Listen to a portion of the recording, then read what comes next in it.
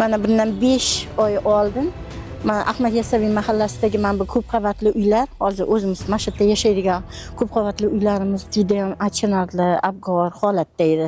Viloyat hokimimiz tashrifi munosabati bilan ko'rib chiqib, tanishib chiqib, bizda kamchiliklarni hammasini bilib bartaraf etishga topshiriq berildi. Mana 5 oyda ichida misli ko'rilmagan darajada juda ham chiroyli holatda uylarimiz ta'mirlandi. Hamma bu yerdagi aholi juda ham xursand.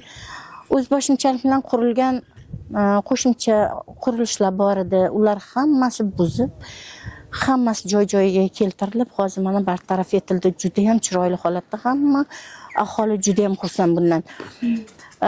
Fasad qismi ayniqsa juda ham achinarli holatda edi. Mana hozir o'zlaringiz ham ko'rib turibsizlar, qanchalar chiroyli odamni ko'rsa bahri dili ochiladigan katta ishlar qilindi. Hammamiz juda ham xursandmiz.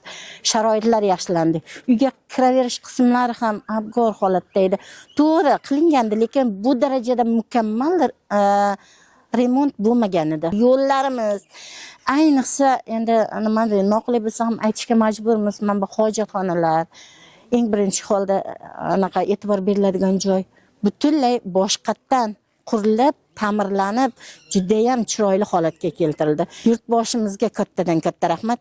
Eng boshida turgan yurtboshimizni ko'rsatmalari, qolaversa viloyat hokimimizni jonbozligi deyman, xalqparvarligi, insonlarga mana yaxshi sharoit yaratib berish maqsadida hamma joyda, nafaqat ko'p qavatli uylarda, tumanimizda juda ko'p o'zgarishlar bo'lyapti. Yo'llarni yaxshiladi.